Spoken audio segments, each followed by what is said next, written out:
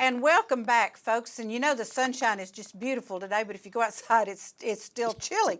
And that just segues right into what we want to talk about, quilts. And so I've got Cathay Pegram with me today, and she is a quilter, but she also is going to tell us about the quilt show that's coming up at the museum.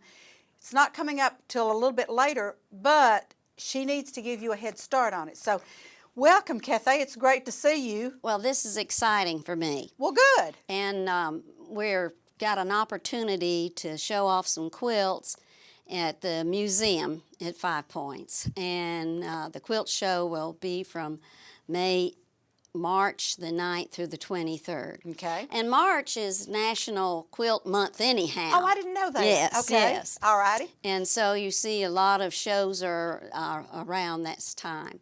And right now we're trying to get some new ideas for the quilt show. And I'm here representing Cherokee Blossom Quilt Guild. I'm the president at Cherokee Blossom Guild. It's the second oldest guild in the state of Tennessee. Oh, wow. Yeah, 1984. And it's a continuous guild. We meet frequently and try new things, have learning opportunities. But at the same time, when this show first started, it was set up at the museum by Cherokee Blossom Quilt members. Okay, good. I did not know that. I had attributed it to the museum, but I'll take that attribution back and attribute it to you all now. Okay. Yes, that first one.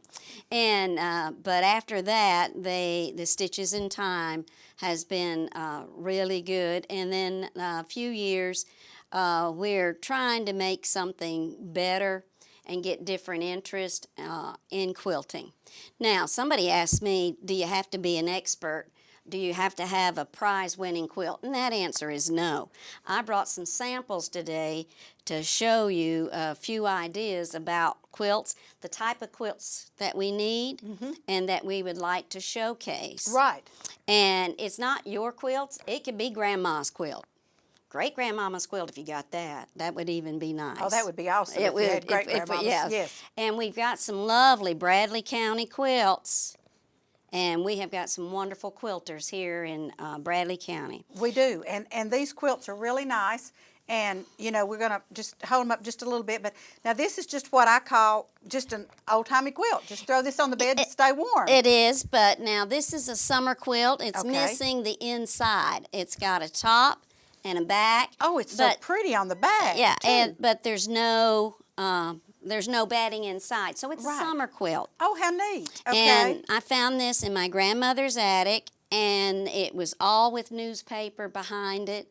And so we had to pull the newspaper out, and then I did not quilt it, but I gave it to a friend, and it was done by a lady in Polk County at Copper Basin, and she quilted it for me. This is 1930s. The fabrics are from the 1930s. Wow. Some of them are dresses, feed sacks. I started to say, and some of them are feed sacks. Yes, you did. Yes. You can see a feed sack. You can feel a feed sack. Well, I wore feed sacks when I was little. That's what my mama said that too. Yeah.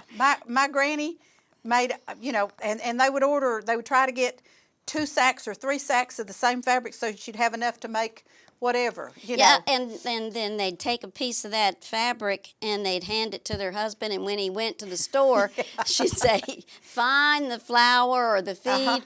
And then I found out, and I just think of feed sacks, but didn't realize if you were in Alabama, those feed sacks are from, peanuts. Yes. You know, and so there are different types of sacks for the grain, for peanuts, and then the different level of coarseness. And the designs were very modern and contemporary. Oh, yes. And a lot of color, Now, let me ask you, speaking of designs, is this a certain pattern? Yes, it is. Okay. It's called, and I took it for a long time to a lot of people to look, and then I found one quilter that recognized the pattern, and it's called Orange Peel. It is only 2 pieces. You have this big oval and this little triangle in the middle. Oh. Can you see that I now? do, I do, It's I see only it now. two pieces, and then whatever one you go on, this goes to a circle, and then another circle, and then another one, and once you just get started, you'll find they all connect. So that one's called the orange peel. Okay, and I see it being an orange peel. Yeah, I do. You just I peel do. back the layers, right, so to speak. Right. But I also wanted to bring a utilitarian quilt. This is from my husband's family, mountains of North Carolina. And this quilt is big old fabric, feed sacks again, dress fabric as well. And the quilting's done very hastily, Now this is hand quilted. hand quilted, Okay. and straight and Yep, even. I see it. As quick as, because that's the quickest way you could get it done. Okay. and They that's- needed something for the winter. I got you. And that's before Singer invented the sewing machine. Oh, or- no. Okay, I knew we were going to segue into that. Okay. Yeah. No, the sewing machine's been around since 1851. Okay. And if that family could afford a machine, she had one. Yes. And Daddy would put it out there in the living room for everything. They called it a parlor. And he'd put it out there so that folks knew he had some money. Okay. Even in old antique quilts that are hand quilted, when you try to get to the seams and you pull the seams here, these are all done by machine. Yes, I see they Now are this now. is done with the treadle machine. Okay. So the treadle machine, but then it's hand quilted, and they used utilitarian muslin in the back. And in this case, you can see they just turned over the edge Right, and and machine matched stitched it. whatever she did, and you can see the machine stitching. You can. So hand quilting. But if there's a machine available, parts of it are all machine done. And I can understand that. yes, because, yes. They golly, weren't I'd hate to stupid. think- No, they were not. But the machines couldn't quilt. Right. And so now today they can, but they've got a lot of things built into it. But this is a utilitarian quilt, big old squares. Get it done and get her on the bed Now, for most frost. of these are double-sized quilts, aren't they? Yes, Double bed double quilts. beds. Because that's what everybody had then. Yes. Well, now we've gotten into the queens and the kings, and so there's a whole different ballgame Yeah, now. and when I have to make a quilt, I do small quilts. So I brought one. And a lot of times quilts are made not just for for a pretty bedroom or to keep warm. Sometimes quilts are made for a special occasion. Weddings, a Birth of a preacher, baby, a preacher coming or going, a church raising funds for money for a church. And so I made a quilt with a friend recently. Love And the my colours quilt, in that. yeah, the colors, oh yes. Now the pattern has been constructed in such a way, but this is this tree pattern, tree of life. I see the tree. So it's a tree of life, and then you got vines coming up, and a bluebird. Look at the bluebird, bluebird. Isn't that yes, darling? yes. Okay. So this I made for my husband to throw over him while he's watching TV. And that is so nice. Yeah. And of course, some quilts are used for wall hangings, which that goes back centuries ago when people actually hung tapestries, et cetera, Tapestries on the wall, wall. to keep the place warm. Right. So, but this actually, yeah, this is a nice throw. Yes, I it's a and nice I love throw. the colors in it. So it's Tree of Life. Yes. Which that's exciting. Now we've seen. Oh, there's another bluebird. How Yeah. cute! Yeah, they got two. One for me, one for him. I got you. So now let's talk about the quilt show that's going to be happening at the museum. Well, you can go to the museum. Susan Hyder's hangout is also, you can go there and get an entry form, and you're allowed 3 quilts.